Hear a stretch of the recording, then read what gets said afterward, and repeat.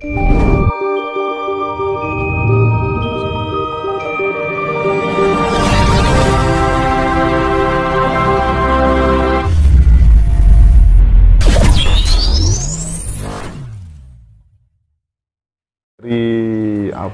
perjalanan yang sangat panjang itu, kalau di Jawa itu kan tokoh panutan sentralnya kan beliau panjenenganipun Kanjeng Sunan Kalijaga.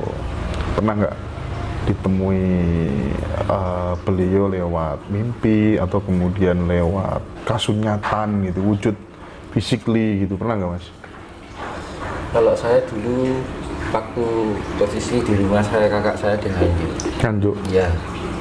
Saya tuh nonton TV. Iya. Nonton TV waktu itu saya masih SMA ya.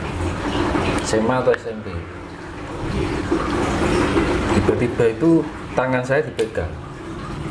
Orang pakai baju lerek-lerek Jawa itu yang itu. Pelangkonan. Plat itu pakai iket tapi batik. Jadi nggak belangkon kayak belangkon jadi sekarang itu enggak. Jadi modelnya kan dulu kan masih pakai diikat gitu kan. Terus pakai celana yang setengah 3/4 yang hitam gitu. Terus saya dipegang, tapi mata saya melek. Tapi ketika dipegang saya nggak bisa gerak. Tapi sadar meripat nih, itu melek gitu kan. Biar cuman gitu aja. Dia yang saya pergi. Cuman gitu aja, cuman menyapa aja. Itu kasat, berarti panah mata itu benar-benar ya. Tapi yang paling dominan dari lelakunya Mas Tinus itu lebih dominan mengurangi makan atau mengurangi tidur? Kalau saya hidup normal-normal aja. Normal-normal aja? Ya, saya tuh nggak pernah nyiri apa, yang penting menikmati apa adanya gitu. Gitu ya? Jadi, cuman hobi saya itu melek malam.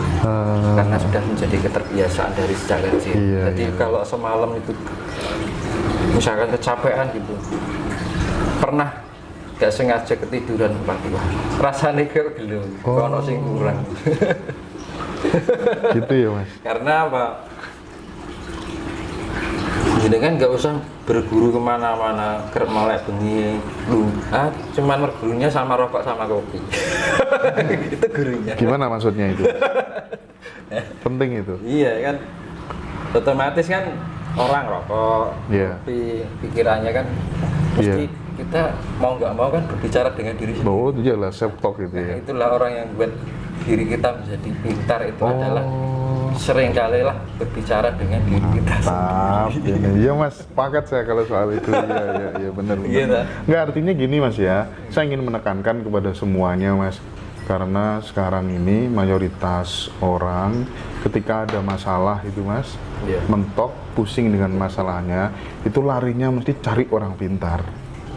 Sana didatangi, sana didatangi, sana didatangi. Karena kalau orang keyakinannya dia nggak dapat. Nah itu berarti sebenarnya bisa diselesaikan lewat dirinya sendiri. Iya. Jadi emang apa ya namanya? Zaman sekarang itu memang krisis pendidikan nilai. Jadi pendidikan nilai dalam arti gimana ya? Orang sekarang kan untuk lebih banyak ke eksternal daripada internal. Betul. Iya kan? Belajarnya keluar daripada ke dalam gitu. Ketika dapat terpaan itu kan otomatis internal juga kena. Padahal internalnya kosong. Padahal sekolah itu belajarnya masuk ke dalam ya Mas. Nah itu yang menjadi konsep. Ini menjadi konsep penting. Konsep penting mana ketika besok ini kan akan ada perubahan peradaban. Ya, di peradaban baru itu nanti ada konsep, itu penglihatan saya sendiri ya. Iya. Ada konsep, jadi misalkan pendidikan anak sekolah gitu, itu dari sejak dini, dari sekecil itu sudah diajari tentang pendidikan nilai. Apa tuh pendidikan nilai? Itu biar orang itu memahami tentang kesejahteraan hidup. Jadi murid itu benar ngerti, jadi murid itu kan gitu. Bukan hanya kalau kita pengen itu kan hanya tambahan hidup. Tapi tujuan hidup yang sebenarnya bukan itu. Berarti ada rekonstruksi kurikulum pendidikan mulai dari total dasar ya. Dari bawah ya? Ya, yang diutamakan. Pasti akan terjadi itu Mas Yunus? Pasti. Lama nggak kira-kira? Penglihatannya panjenengan, yang dirasakan kira-kira? Ya, ini di bawah 5 tahun nggak intinya kira-kira? Untuk mempersiapkan lebih awal aja. Jangan sampai kita terlambat menyadari. Iya. Siap. Nah, karena gimana ya? Ya kadang-kadang itu kebenaran itu di mata Tuhan ya. Kebenaran itu ada di Tuhan ya. Kalau saya melihatnya sih nggak lama. Nggak lama. Jadi kurkuran ini 2001, 2002, 2003 itu kayak sudah ada garis gitu. Kalau penglihatan saya loh, garis 2004, 2005 itu mulai pembaikan, pemulihan sampai ini proses perjalanan masih panjang. Pembaikan ini, jadi pengembalian budi pekerti, jadi dikembalikan, jadi dimurnikan kembali sampai benar-benar menyatu, akhirnya terciptalah kehidupan gemah ripah loh di sini. Oh, gini Mas. Itu bisa terjadi di tahun 2040 ke atas. Oh iya. Yang menarik ini, saya kan keliling nih Mas ke beberapa sesepuh gitu. Ada yang membacakan juga dari serat Joyoboyo dulu bagaimana begitu. Yang intinya dari beberapa sesepuh itu meyakini 2025 itu ada sisi positif yang sangat luar biasa dengan kondisi Nusantara ini. Nah, apakah penglihatannya atau yang dirasakan Mas Tinus juga mengalami hal yang sama? Itu saya malah tahunya dari kecil. Kalau sekarang kan baru heboh-hebohnya. Kalau saya dari dulu udah tahu. Gimana itu Mas? Saya ceritakan. Iya 2025 itu Mas. Itu kok wong heboh ini lagi sih nyedaki ya kan. Ya toh, kalau orang sudah nyedaki kan wah juga sih. Bener. Diarani suara trompet sangkakala itu ya itu. Suara orang ini itu ya Mas ya. Itu kan apa yang ada yang di Al-Qur'an itu apa yang berbunyinya trompet sangkakala atau apa itu. Iya. Ya itu kan ya omongannya wong-wong ki sudah heboh gitu. Sudah banyak yang bicarakan itu. Kalau aku sudah tahu dari sejak bertemu yang gereja itu ya makanya yang diceritakan yang gereja pertama ketemu itu ya soal ini. Bakal ini.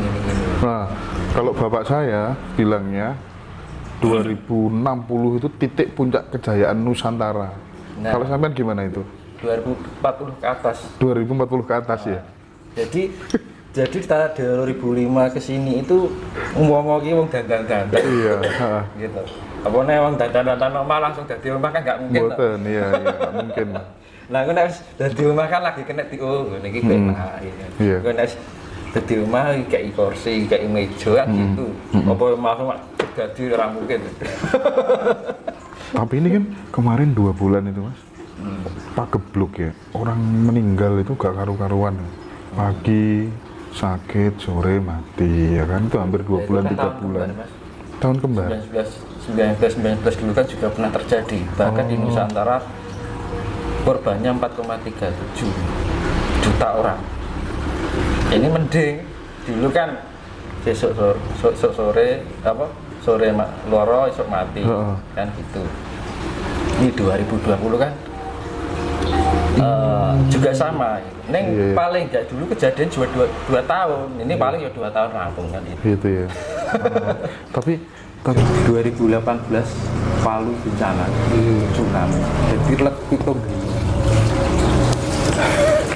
Jadi apa yang menjadi sing film yang lewat ini mulai jadi kenyataan. Jadi memang di luar prediksiku. Jadi memang itu kan Nabi Khidir itu kan penguasa laut kan. Air samudra. Tapi Mas, kalau rame-rame orang pada bicara tentang Pulau Jawa yang terbelah menjadi 2, itu kalau keyakinannya Mas Tinus, karena memang efek bencana dan pasti akan terjadi sebagai pertanda akan jaya-jayanya Nusantara gitu. Iya, tidak ganjing itu pambuka. Setiap ada pergantian zaman kan harus diakhiri bencana dahsyat. Itu pasti nggak mungkin dia. Itu untuk diarani cokro panggilingan seperti itu. Jadi kan banyak yang bicarakan, banyak pemahaman yang mungkin persepsinya beda-beda ya. Ini mungkin perselisihan antar keyakinan, yakinnya menjadi terbelah. Kalau terbelah ya nggak separuh-separuh. hampir berapa persen yang terbelah kan gitu kan. Nah dipikir ya 80-90 kan gitu. Orang setengah kan gitu. Jadi nugel kaping pintu bilangnya itu memang benar-benar Pulau Jawa akan terbelah. Pulau Jawa kan benar-benar terbelah. Iya, itu bisa terbelah menjadi 2, bisa menjadi 3. Bisa jadi 2, bisa jadi 3. Iya, kalau saya lihat 3. Makan korban nggak? Pasti. Itu ada itu nggak hanya potong terbelah enggak loh. Masih ada tanah yang bergeser. Belum nanti pertemuan Laut Selatan dan Laut Utara itu bertemu, duet, itu masih larinya ke samping. Itu yang banyak orang sekarang mengatakan, khususnya para sesepuh ini ya, air akan di mana-mana gitu kan ya. Surabaya tadi Rowo, Kediri tadi Kali, ya kan, Jakarta akan tenggelam. Itu Mas Yunus melihat apa enggak kira-kira? Ya, ini itu kan random nanti. Orang nggak bisa prediksikan ini nggak bisa, random. Iya, karena pergerakan alam, peneliti aja baru mendeteksi gempa aja nggak bisa, itu perubahan alam gitu loh. Alat teknologi aja nggak bisa. Tapi panjenengan sangat yakin bahwa setelah pandemi ini musibah yang datang adalah alam. Iya alam. Iya alam ya. Kemungkinan nanti akan terbelah menjadi 3. Kemungkinan kalau apa yang saya lihat Loh, itu pernah disampaikan oleh seseorang sesepuh di Lamongan, Mas Tinus. Cuma dia memang nggak mau dipublikasikan, sama persis indikannya panjenengan terbelah. Ini kan gini, bukan ada meden-meden ini orang. Iya. Ada kuncinya. Kuncinya PB selamat kan itu digulai lah sing digulai. Saat itu terjadi, kita sudah punya tameng supaya selamat. Nah, gini, saya ibaratkan ya.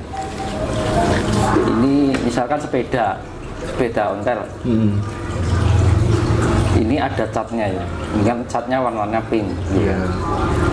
Ketika diri melewat jalan yang kotor, pasti ketembalan kotor ya. Kotoran ya. Perjalanan ini kan dia penuh dengan kekotoran ya. Roket. Nah, kita bersihkan yang apa namanya? Yang jatuh dari badan sepeda ini apa? Pasti kotorannya kan. Yeah. Tapi catnya kan enggak. Catnya masih melekat di rangka sepeda. Itu artinya jadi cat karo rongkok lah wis dadi siji, nyawiji. Jadi kuncinya adalah kita menyatukan diri dengan alam. Menyatukan diri dengan alam. Rasional. Siap. Lah alam itu ya namanya pembersihan ya. Ngersiki barang reget. Ya sing ngerasa dadi sawiji karo alam ya katut gitu ya. Jadi, makanya kan yang membersihkan apa? Air laut kan sifatnya penetralisir. Nah, dinetralisir kan. Jadi bumi ini digoyang. Jadi intinya adalah orang-orang yang tidak berkontribusi atau tidak bisa bermanfaat buat alam, ya itu akan lunas ya Mas ya. Kuncinya nyawiji dengan alam. Iya. Jadi capek cara nyawiji yaitu tadi kita bisa menguasai cipta rasa jiwa kita diolah dengan meditasi, dengan yoga mikro ya.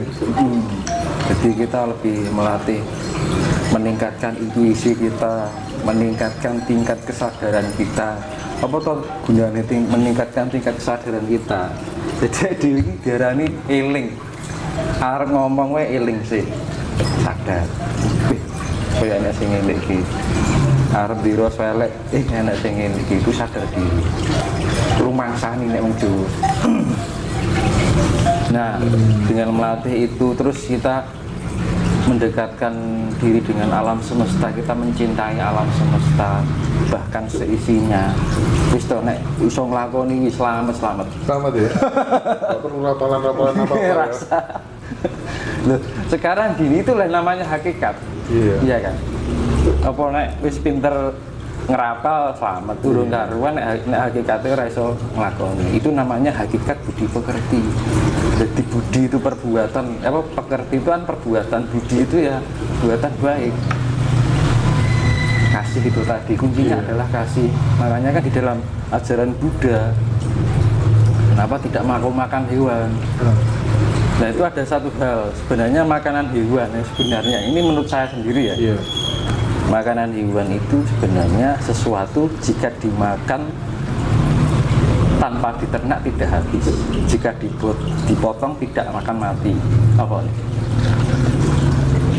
Jika semua manusia di bumi ini memakan hewan itu tanpa diternak tidak akan habis, dan jika dipotong tidak akan mati. Ada dua, itu Apa mas? ikan. Ikan. Jenengnya mau sak dunia ki nek mangan iwak nih. Ana iwak ra tontek.